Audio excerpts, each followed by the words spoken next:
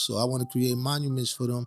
So when we leave this earth, there's something that stands for us. It'll still be our legacy. You know what I mean? So I figured, how about start with the foundation? The fact that you can present that opportunity says and means a lot, not just for you, but for people that don't know or understand what you just said, right? I didn't want to be a failure because I started doing all the stuff, like everybody doing, just reckless. And I looked at my moms and my partner and I'm like, y'all invested in me. Like God gave us so much talent, so much energy to become more than what we are. And like unlock your brain, do something more. Truth in the air, let it speak. You know what I'm saying? And like the Bible said, the first shall be last, the last shall be first. You know what I'm saying? And the meek shall inherit the earth, and that's basically us. But if you keep us divided and keep us arguing, then the plan is hard to come to fruition. So that's what's been going on. Because now that I go over there and I see it, I'm like, man, I see people look like my uncle. See somebody look like my homeboy. You know what I'm saying? We the same damn people, but we got so many words been thrown at us, and it's nothing but words. And people believe certain things, So that's what I've been working on.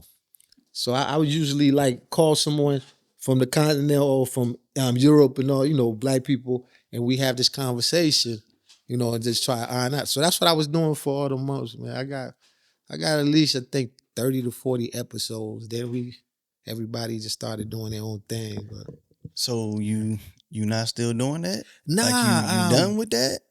I haven't done it in, I think it's been like 2 years or 3 years, whatever. Then I don't know. So I had lost my son, so I kind of went into a little bit of depression, but still trying to stay active. Yeah. Yeah. When that mental hit, Yeah. it definitely can and will change some things. Yeah. Like I was diagnosed, what they call it, moderate to severe anxiety and depression. Oh wow. And when I say I was down there, dude, I was down there. Like you looked at me and I might cry. Oh wow. Trying to have that conversation with people that don't understand. And it's like crying doesn't necessarily mean boo-hooing all out. Yeah. And it just be like the sense of internal, dang. like you feel flat. You feel away. Yeah. There's no connection to anybody. And that's where I didn't want to go into that because I kind of been in that gray area. But I was just like, I was determined because I'm like, my other kids need me, my wife need me. And the thing is, like, they kind of didn't really help me or give me time to mourn. You know what I'm saying? Because everybody still, they need this, they need that, and then I became the person that everybody was targeting, like, oh, he didn't do this, he didn't do that. I'm like, I've been there for y'all my whole life. I don't understand what didn't I do, So it's just been a lot of that, man. And so I just been concentrating on what I'm trying to become, man. In this life, you got to leave your legacy because nobody else going to talk your legacy for you. So, I've been on that, and I want to help people. I want to, make monuments in my son's name, my mother's name, all my fallen soldiers. I want to bless them with something, in this life, because they didn't get the opportunity, and I'm gonna make sure we all get that opportunity. That's why. The fact that you can present that opportunity says and means a lot, not just for you, but for people that don't know or understand what you just said, right? Because like when I grew up, and I was talking to one of my sisters about this earlier today, and it's like we were told go to school, get a good education, so you can get a good job. Right. We were basically told to just work. We were never told to build. Right. We were taught how to build somebody else's and not build our own. Right. So being able to say, hey, stop. You don't have to do it that way. You know what I'm saying? You take what you're thinking and what is going to work with that person's persona, their aura, their being, and say, hey man, listen, I want you to do this because you want to make sure people remember you, and not when you turn 65, 70 and retire and they hang your picture on the wall, which you looking like somebody's great granddaddy. And then 5-10 years later, you dead on the swing that you've been trying to swing in with your wife since you was 20. Right. You know what I'm saying? I never want to sit there and be like, I wish. Shamar would tell you, he'd be like, this guy doing stuff all the time. You know, my kids be like, Dad, you don't never sister. I was like, no. I mean, like we got opportunities here. You know, there's a lot of people in this world. I think traveling around opened my eyes a lot more. There's a lot of people in this world that don't have the opportunities that we have, and a lot of us take it for granted. Like, I'm not gonna sit there and I'm not dissing the next man what you want to do with your life. Right. I'm not gonna sit there and smoke crack and hinder myself from elevation. Because God, I look at it this way, right? I said my parents invested in me. All those years they invested in me. They gave me jewels. They gave me clothing, food, and shelter. I want to make them proud. I want to make sure that when they look at me like, oh, that was a great investment. You know what I'm saying? My son did all he can do.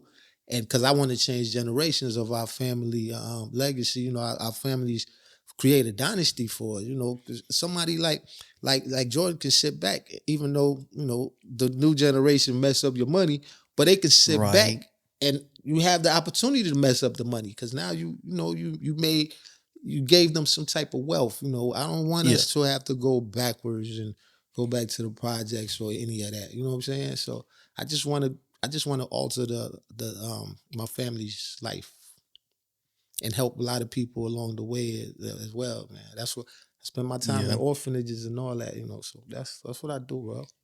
Knowledge goes a long way. Because, growing up, they told us knowledge is power, right? Mm-hmm. And when you really sit and think about what that means, it's like, as long as you know something, you can make things happen. Fact. And if you know something and then you know somebody else that knows something, you don't necessarily have to become like a business partner with that person, but it's like, yo, I know you know how to do this. Help me get started. You know what I'm saying? Like becoming a rapper. Well, I learned that from my uncle. Now granted, because I know we're not that far in age, but I don't know the distance. But we all heard NWA. That's true. We were thinking it. Yeah. We never wanted to say it out loud because we knew what was gonna happen. Right. You know what I'm saying? Mm-hmm. But when you hear that, you have that space to where you can say, hey, let's dial back. Let's rebuild. And let me show you something. Because I say it for myself and my kids. I'm like, listen, I'm not saying don't go to college, but what I am saying is you don't have to, because you can learn a lot of things right now at the age of 10 and at the age of 13. Talking to my boys, you want to be a professional gamer, professional streamer? Well, how about in the midst of you working on that skill, just go ahead and create your own video game. By the time you turn 16, 18, you got people in your high school playing this game with you. Right. You know what I'm saying? Right. And I told my son, I said, listen, you're going through growing pains, but you don't have to be on the field to be in the NFL. You know what I'm saying? Mm-hmm. So me being able to say that is like, oh, so I can be a referee? I can be a coach? Yeah. I can be an owner? Yeah. And it's like, yeah. Yeah, you got to learn to unlock your brain. I think our brain is locked into, whatever we see, the frequency. You know what I'm saying? Like even with my music, I make my music on purpose to sound different. I don't want to be on the same frequency everyone is. I may talk some of the subject matter in some of the songs, but I want it to sound different. When you hear it, you're going to be like, this dude don't sound like nobody else I heard. Because I don't like to follow trends. I don't like to be like anybody else. I've been like this as a kid. I don't like blending in. For my father always telling me, you got to be a leader. Never follow, never be a, it's time when you follow. I was in the military, so I do know there's time when you follow, because a good leader has to be a good follower as well. Right. You know what I mean? But I've always been on that leadership thing, and that's why, like I said, the music is different. My cadence is different. You know what I'm saying? So it's just like, all right, you're gonna have to get used to it, because we so much inclined to follow each other. There's like 20, 50 artists out there, 100 artists sound the same, talking the same. You know what I'm saying? So trying to get in the industry, sounding like this person and that person. Right. And when I was doing music, I literally turned off the radio. I didn't listen to anything. I mean, and this was around the time of like the Carter 2, Ludacris, what was it? Chicken and beer or something like that. Yeah. During that whole area, and I think he came out with, was it the Red Light District right after that or something like that, right? I'm not up on everything. Me neither. Yeah. But it's like in that time frame, I was just like, I'm not listening to nothing. So the only way I heard anything was music at the gas station or at somebody else's house or if I was in somebody else's car. But for 2 years, I listened to nothing. And then I just came out and dropped what I feel, is one of the hardest tracks that I've ever recorded. And everybody was like, yo. Yeah. We ain't never heard that. That's what's up. Man, and I pride myself on that one track. Because it was called Destined to Be, which is crazy. That's a great book. Like, it's a great book. I even put part of it in one of my oldest songs. But it's actually a book about these black people in Germany during the Holocaust. Because the thing is, like, no disrespect to any group of people, but they only speak about a certain group of people in the Holocaust. They don't never talk about the Africans that was, that was put in those ovens prior to the other groups of people. They were the experiment done on them. So Destined to Become or Destined to Be is the name of the book by some Massacoy. And I read that twice. I'm actually adapting it into a movie one day. That's what I want to do. That's going to be my directorial debut. I'm going to write the screenplay. But yeah, real dope book, man. And they talk about the concentration camp. But your title just brought that to my mind. That's what I'm saying. Yeah. Dang. I didn't know. Yeah. I didn't know that like people always say, what they destined to be, but it's like what you just said, I've never heard of that. They don't talk about that, man. I mean, like I went to Auschwitz, to see all, because I live in Germany I was in the military. I went to Auschwitz and all that. I got to see, and it's discouraging. Like what you see, just like I went to the Gold Coast, I went to Ghana, I went to those slave quarters and all that, where they kept the people before they would ship them. It's even worse than, a lot of things that you heard what happened on this side. You feel me? Like it was horrific. You know what I'm saying? But a lot of things people just don't get educated on that. They just stay on one side of the story. Just like I was telling you about the Bridging the Gap podcast I was doing. You know what I'm saying? Just trying to, so you can see both sides. If people can see both sides of the story, I think they could sympathize with, what people are going through a lot better.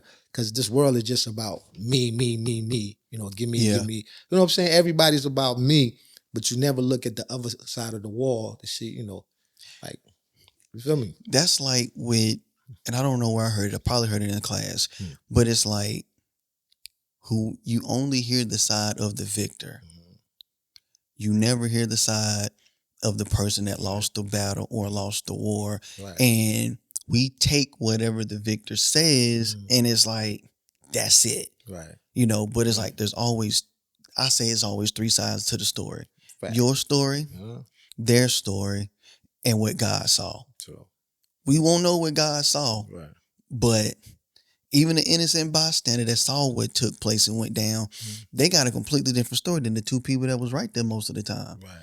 And it goes back to, it's about me because now they the ones that's on TV. Tells me, I seen this and I saw it. And it's like, wait a minute, so what really happened? Right. You know what I'm saying? But you have to dig and find out that other person's story and those kinds of aspects. Right. And I don't think people really think about that. Because, you see something happen on social media, right? And it's like, oh, man, ... Yeah. You say whatever you say, positive or negative, and it's like, keep scrolling, And with it being about me, we've also been desensitized to those aspects because this ain't what I want. You scroll. Yeah. You listening to the news, but then it's like, is it really news or is it? And we got too many choices, man. We got too many choices than we've ever had in life, and it's spoiling us. We're taking life for granted. If you understand what I'm saying, like, Yeah. it's just like when I go to buy food or something, right? And they ask me, you want ketchup, you want mayonnaise, you give me too many damn choices. You know what I'm saying? Like, so, you want blue cheese, you get what I'm saying? Like, yo, you want crinkle cut or you know what I'm curly? saying? Yeah, let's just right there. You give me too many choices. Now I'm confused. I gotta think too hard, like what I really want. Bruh. And that's what happened. You get on social media, you got all these choices. Now you know, some people, they looking at their life like, damn, they living like that. You know, why can't I live like that? You know what I'm saying? Right. And that's where the depression start with most people these days. Right. Like, yeah, you just So- you want something that somebody else got, but you don't even know they fronting.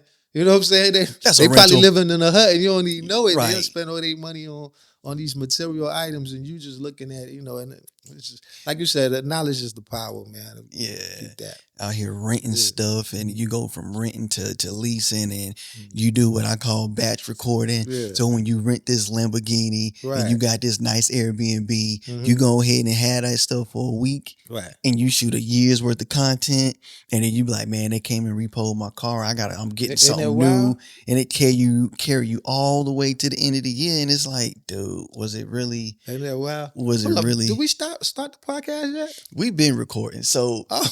I listen. Wait, I look up at the time. I'm like, Did I know we we supposed to be recording out? Yeah. Yeah, when you was talking, I was like, okay, this is some good stuff. And I don't, that's why I went ahead and checked everything and sat down. Okay. You know, that's why I've been on my phone, because I'm like, I ain't pull up the questions that I normally ask. And I'm trying to find your introduction, you know, that was curated. Oh, And wow. so, like, we ain't even introduced. So listen.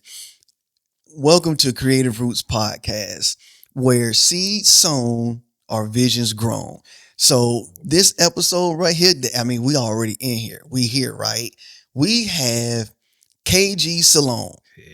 That's the name you prefer, right? That's what it is. Yes. He is a rapper, actor, modern day Renaissance man, coming all the way from Sierra Leone by way of New York New City. York and Jersey. What up? What up, though? Yeah.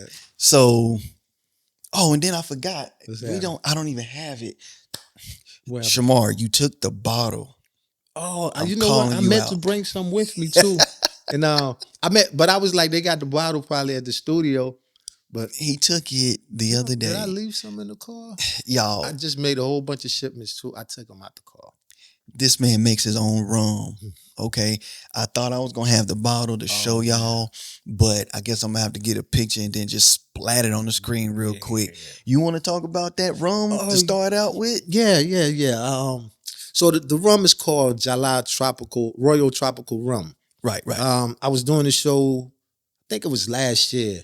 I was doing a show and I saw this young lady in the corner, and she was giving us drinks. So when I tasted, I was like, this tastes different. You know, she was like, yeah, that's no GMOs, no sugars added. It's all natural flavors and all that. This what I do. I said, word? Okay, so I'm listening. And the lady who was my manager at the moment, she was like, yeah, that's my people's. So I'm like, okay. It's like, she can help you if you want to start your own brand or, I said, well, I would love that. So, we sat down and we politic for a minute. When they told me come up with a flavor. So I did, and I named it Jala because it's the village where my family, that's where they originate from. Like, my mother's side. So I just, wanted to give them, like I was saying earlier, I want to create names, create monuments for my ancestors, you know what I'm saying? Or just, people here, if they're on this side also, I want to create monuments for them. So when we leave this earth, there's something that stands for us. It'll still be our legacy. You know what I mean? So I figured, how about start with the foundation? So that's the foundation, and it's going to be a lot of other names, different products that I'm always creating products, sneakers, shirts, clothing. I'm always doing something, man. That reminds me, I meant to ask, I need one of them hoodies. Oh, okay. I need a hoodie. I wear large. All right. I wear large. I gotta come through. That Smart was my clothing hookup. Like, every time I used to do my orders through him, and he bring everything through. So don't let him sleep on you. Wait a minute, Shamar, you was actually creating and producing? Yes. Samar's the one like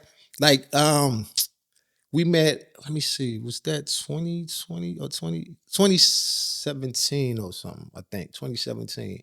He Okay. was doing like a model search type thing, for this book. He was going to have this book with, tattoo thing.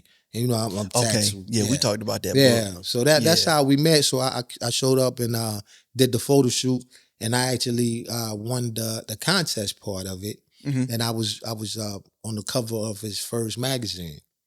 And we just stayed tight. So all my video shoots, like all my professional pictures, he's the one that done them. He came to the house, took a picture with my wife and grandmother and all of that during COVID. So we've been tight, man. Like, my family like consider him family at this point. So Yeah, good that's good 8 dude. long years right there, man. That's my dude. Friendships can be easily built, Yeah. especially when you have a connection to something, and friendship is a beautiful Wow. thing. You All, know what all I'm the saying? pictures on all my albums, he the one that took them. Matter of fact, I remember we sat down and politic about how we wanted to take the first album, the direction of the first album and all that. And in between that, we even shot episode of Sweet Mahogany, which is a movie that it's a franchise of the movie. The third installation coming out on the 22nd of this month. Sweet Mahogany. So you catch that. Look at me, shameless plugs and all that. Yeah, go ahead. You can Plug catch it that in, on drop it out. Amazon. Tubi is coming out on the 22nd of April. Shout out to Carlton Clay for that. You know what I'm saying? But yeah, so Small has been around for all of those, and I always told him, one day I was going to take him to the continent, and we just have fun. So that's what we was going to do for his birthday this year. But even though I jump out of planes, I'm a little afraid to fly right now because of the current state of flying. Oh man. Understandable. Yeah. Because because it's April now. So yeah, 2 months ago, we had to get on planes back to back. Yeah. Yeah, I saw you guys. Y'all was in New Orleans and all of that, right? Yeah, New Orleans, and then the next week, Cancun or something. San Francisco that next week. Oh yeah. So, bro, Look at y'all jet setting. Yeah, I was like, don't show me another plane picture. Don't I used show to be me on nothing planes else. like every. I used to be on planes like every week, even like helicopters, all of that, man. And especially when I was in the Army, like I said, I was an airborne guy. So I jump out of planes. I like rappel out of helicopters, rappel off of mountains. I'm a adventure person. You know what I mean? But I got to calm my ass down now because I just need to chill out because I need to be here for some, till I'm 108. So that's you gotta be here, man. You gotta be here. Yeah, not just for yourself, but you can't build a legacy. I want to if you see ain't my here. grandchildren, great grandchildren. I want that blessing, man. I need that blessing. I know me and God been talking about it. Me and my wife too. Yeah. So we both gonna be here. So I want to say this. Mm. First of all, I appreciate you even taking the time Man. and considering being here. Because we're still building. And you're one of the first people that was like, yo, I'm coming through. Yeah. Shamal like family, so I gotta stop by. I appreciate you. So I don't know how deep in the conversation we went when we were talking about what this podcast is, but it's exactly like the title says. Just digging deep to figure out, how did you become someone in this creative space as far as like doing the music and building up to the rum, and you just mentioned a lot of stuff like you have a new single out. Yeah, the single is called The New Vibe, and it's featuring Caldanero. Matter of fact, shout out to Caldanero. He just got nominated for the best artist in Africa. I think that's what it's called. He represents Sierra Leone. He's been doing this for 25 years. So I was able to get him on the record. Shout out to Bosh Beach, my producer. We got him on there, and the record been going crazy. I turned around yesterday, like I was saying, it's like a TikTok challenge. Like, they using it. And that, that was no direction for me. That was just happened organically. I looked up the numbers like on YouTube and just like climbing, going crazy. Like people sending me mad videos. The whole media in Sierra Leone especially, it's like everywhere I turn, they talking about the song. I did like an AI video for it just because the song sounds so futuristic. Right. And I wanted the visual to match the audio. So I did a AI. Shout out to my man Bam in Ghana. You know, I reached out to this kid in Ghana because everybody here was fronting on me. They was trying to make me pay like this big prices or whatever.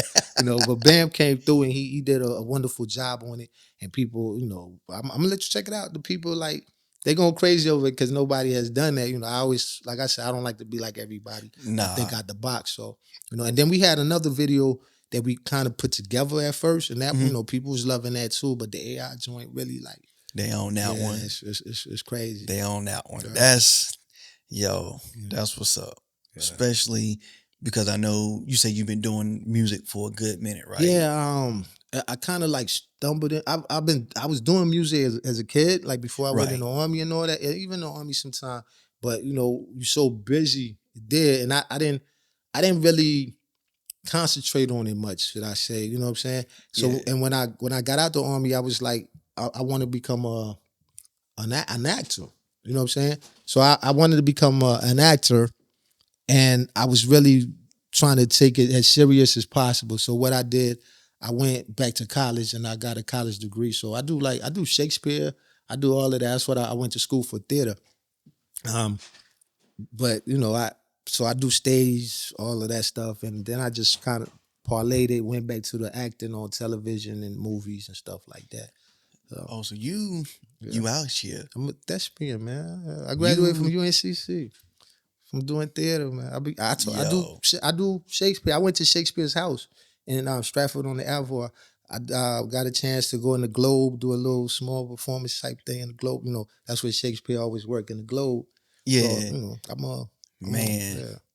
See, y'all, this man, he ain't your average. I can say that because half of the stuff that you told me, I'm like, you know, you don't really meet too many people that know this stuff and that do this stuff. You know what I'm saying? So I want to ask this question, like, okay, in the midst of you getting to where you are now, like, what was like the first seed, or what seeds were planted? Like, you know, was it something that took place when you was a kid? You saw a music video, you heard somebody say something? Like, what seed was like the initial seed, or the initial batch of seeds that was planted to get you started? Let me take it back.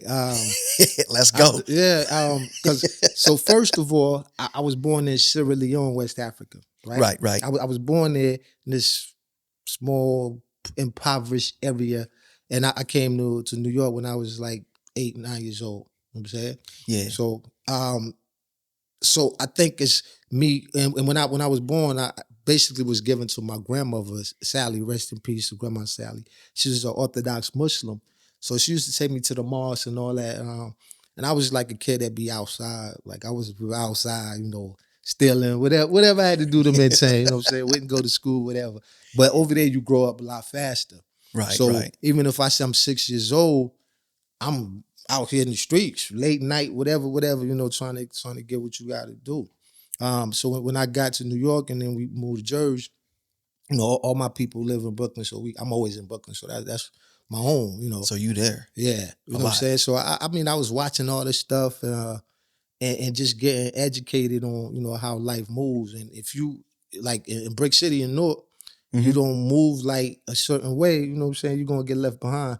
It was times, you know, when at first they used to chase me from home like African booty scratcher, you know, calling me names like that. And eventually, you know, I was like, I learned how to box. I box.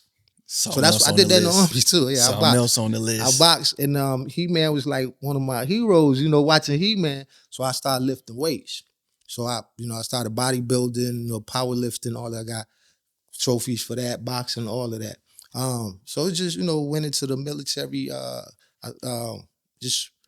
didn't want to be a failure because I started doing all the stuff, you know, like everybody doing them out here selling drugs, running around crazy, just reckless, you know. And I looked at my moms and my pops, and I'm like, y'all invested in me. Like I told you earlier, y'all invested in me. Y'all could have left me there, and I, you know, I could have been like everybody else with nothing.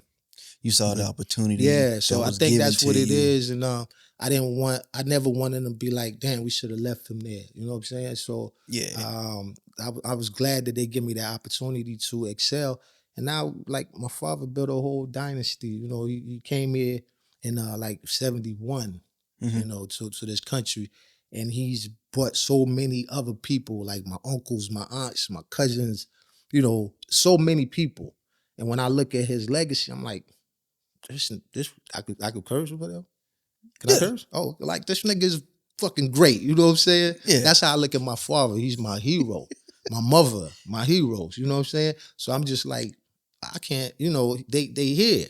I can't go here. I gotta keep going up, you know what I'm saying? And encourage the next generation to keep going up. So that's where my mind frame be at. You know what I'm saying? Because the standard was set for you early. Yeah. And they didn't have to say nothing. Like I said, my father said, always be a leader. But after that, I probably didn't listen to a lot of stuff because I was still out doing whatever. You know how we do. Right. But I think, again, when I took that trip to Sierra Leone, I think in 2017, and I haven't been since I was a kid really, but 2017 when I took that trip and I saw, and I was visiting these orphanages and all this and started observing, and my mom had passed too. I made the song for it, and I didn't consider myself a music artist, but I made the song because some people that were supposed to do the song, I wrote the song for them to perform, they didn't come to the studio. So I was like, you know what, I'll just do the song. And I took the song with me to Sierra Leone. So while I'm there, they introduced me to family members. So play the song for them. They was like, oh, let's take it to the radio station. So we there like for 2 weeks. For 2 weeks, I start hearing the song. I'm bugging like, oh, the song is playing? Really? It's really good. People are asking me like, yo, would you do an interview? You got another song? I'm like, nah, I don't have nothing else. That's it right now. But when I came back, I was like, I'm gonna sit down and put this together. And that's what I did. So I did that, dropped the album, and all the contacts that I got over there, I kept in contact with. So the producer, that was promoters that volunteered to work with me because they heard me on the radio talking. And that's who with me till today. You know what I'm saying? So right now, it's feel like we're winning. Those are people that have been riding with me the whole time. So I'm winning with them, and I want to change their life. That's the other thing. I don't tell a lot of my background stuff, but like I paid for their college and things like that. I do food drive to help different villages, different countries, and all of that. So that's what I'm on. So the music is more to like try to help people. That's exactly the voice that I heard in my head when I went to Africa. When I said, how can I help these people? And I believe, the voice I heard was like God telling me, use your voice, and using your voice is, he gave me a microphone. He gave me skills to write. I can write. I write stories. I write books. I wrote a book. I write movies, all of that stuff. Yeah. So I was like, if I could do all that, I'd sit here and write these lyrics. I was writing them and throwing them away anyway. Oh, so let me I was just writing them because I write poetry and stuff. That was a way for me to express my feelings without being. That's how I got started writing poems. So yeah, that's where that came from, man. Man, listen, everything I had to ask you about answered it. But listen, so in the midst of everything, your mom passing, and then you going back to Sierra Leone.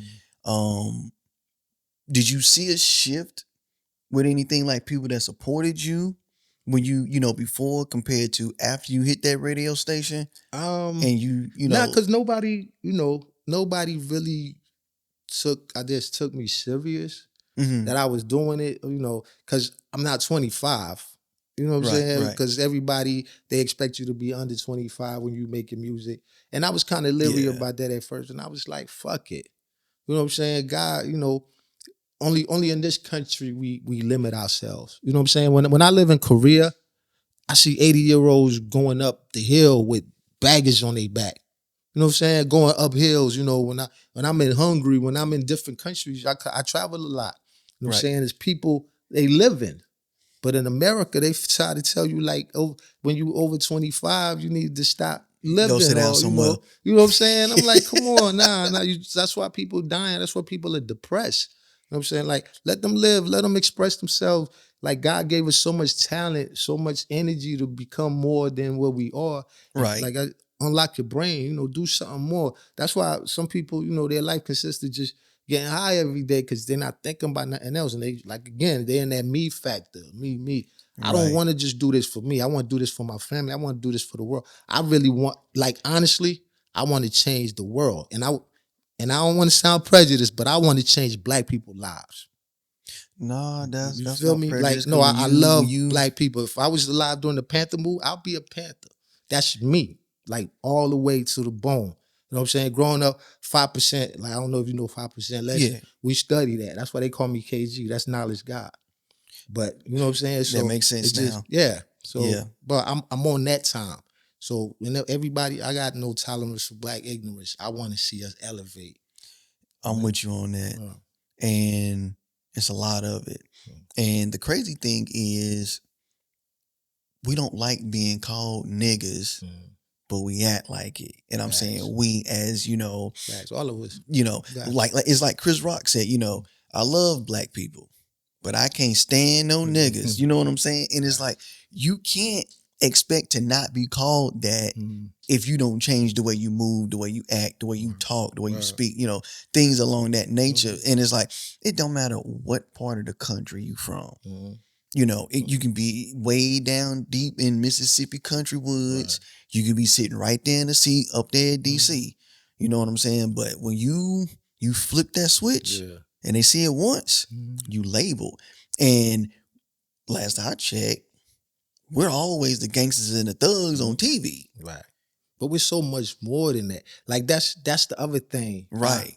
I study a lot. I read a lot, right? When I go to another country, what I do, I go to the museums, I go to the libraries. Those are the first places I really go to visit. I'm in Mexico, you know, England. When I said, you know, I went to the library first because I like to learn about where I am and learn about us, because we are the original man. We set foot on every land on this planet before anybody else. Period. Everyone originated from this melanin right here. You feel me? And I want them to understand that. I want us to understand that we're kings and queens, and we're even more than that. You know what I'm saying? We are originators. If you mix us with anything, you're going to get this. You feel me? So, you know what I'm saying? We are the originators. You know what I'm saying? So I just want us to know that if we knew how powerful we were, we wouldn't be in some of the states that we're in. You know what I'm saying? Because we sleep. We still ain't wake up yet. You know what I'm saying? So that's what it is. I'm on that. See? Yeah. Love my black women. They're the cream of the earth. You know what I'm saying? Yeah. I can't remember what that song was. Wu-Tang said. Cream? It wasn't Cream. It was the other one. Not Cash Rules Everything Teach Around the truth to the young black youth. Is that what it talking about? I think it was. Okay. Because I was big on Wu-Tang. Yeah. I'm a Wu-Tang. You know, I was big on Wu. Right. That was my group growing up, you know, and then Bone Thugs and Harmony, you know, Respect. But yeah, man. Them artists back then spit a lot of knowledge. A lot of jewels, man. A lot of jewels. I still listen to them. Like, you know, I still, you know, I'm in the gym. I might throw, you know, some old joint. I might throw Brand Nubians one. I might, you know, whatever. I'm in. Do y'all even know who Brand Nubian is? I just gotta ask. If you know who Brand Nubian is, just give me a thumbs up or something down in the comments, because a lot of people don't know about people like Brand Nubian. I mean, even if I wasn't my era, you know what I'm saying? I'll still go back. I'm digging in the crates because I like authenticity. You know, just something that's real authentic. So yeah, I like that, because also, you just don't want to just be in one class. You know what I'm saying? I could listen to Lil Durk and get something, but I could still go back to a KRS-One or Rakim, and, you know, because that, you know, like, that's what made us fall in love with hip hop. You know what I'm saying? Like, looking at that or hearing those voices was like, it's my teachers. You know what I'm saying? Yeah, Rakim is a beast. You feel me? Like, I said now was, but like real shit. Like, those were my teachers. Like, sometimes I didn't even have to read the textbook. I could listen to KRS-One, You Must Learn or something, and get some knowledge, like Benjamin Banneker, you know what I'm saying, Made the Traffic. Like, you know, shit like that. They still and call that's the him shit teacher. We need for the music. Wow. That's why they still call that man teacher. Yeah. Man. So that's where I be at, man. Word. I'm just we soaking it all in, man. Just soaking it all in.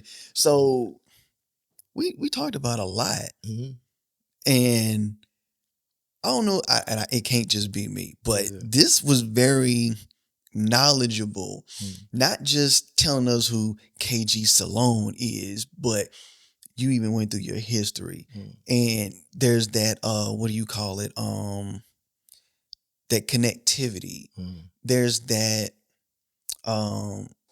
things that resonate. Yeah. You know, because again, I don't know what our age difference is because I'm 40. I don't care. I'm 40. You know what I'm saying? Yeah. But and another thing, never tell people your age because they discriminate against your age. That's why I said America is stuck on numbers. Numbers are not real sometimes. Numbers are real when it comes to money because we made that. But numbers are not real because if you was going to count your age, you'll start from your mother's belly. So, you know what I'm saying? That's when you really came to earth. So what I'm saying is people, whether you're 25, 45, or whatever, sometimes just keep that to yourself. It's nobody's business because they start judging you. It's just like if I didn't tell somebody I was born in Sierra Leone, they would just be like, that's that Brooklyn nigga. Or that's that Jersey nigga. You know what I'm saying? But now, once you tell them something, they use that as a weapon against you in a way lots of times. You know what? Yeah. That's like counting people's pockets. When it's like, so what do you do for a living? And when people make statements and ask questions along the realm of that, that's like saying, okay, you're beneath me, so I'm going to dismiss you, or you're somewhere that I want to be, so I need to stick around and ask you questions and da-da-da-da-da. So you're right. We and I'm saying we here in America, it's a lot of that for no reason. Things we use to just separate, class ourselves. You know, everybody want to feel good about themselves and look down at the other person. You know what I'm saying? Yeah. But if we just work in the realm of we're trying to elevate. You know what I'm saying? Everybody wants food, clothing, and shelter.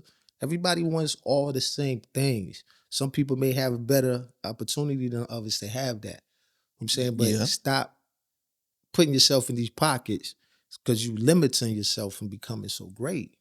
And then you allow other people to limit you and put them rules and regulations, stipulations on you. And I don't listen to nobody try to stop me from doing something big.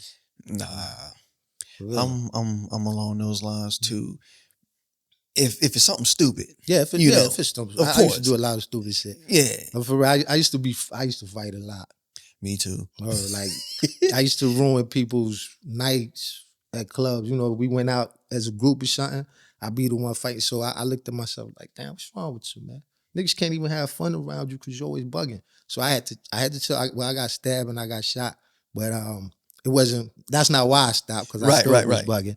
But I was just like, fall back. You got daughters. I just got my daughters, and I'm like, I wanted them to look at me as a hero. I wanted them to look at me like, that's how I want my husband or boyfriend to be more like, you know what I'm saying? So I chilled out a lot with a lot of shit. And that's why I chilled out too. That's why I calmed all the way down because I'm like, I can't have my daughter growing up thinking that this is what she's supposed to bring home to me. You know what I'm saying?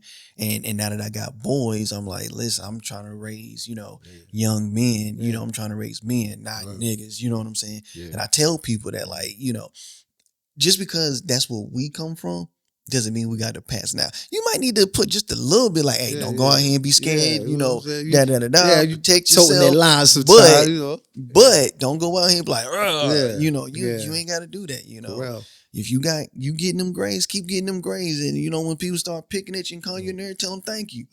Because obviously they know what that word means in order to call you that, which means that they also see where you can take them or where you can take yourself and where you can end up at. Listen, man, I'm a nerd. I'm a geek. Whatever you want to call it. I like that. I like that. And I don't know why people think that's like a downgrade from. I prefer someone that to be a nerd. You know what I'm saying? That means you learn about yourself internally. You learn about the world, and you sit back and you watch things.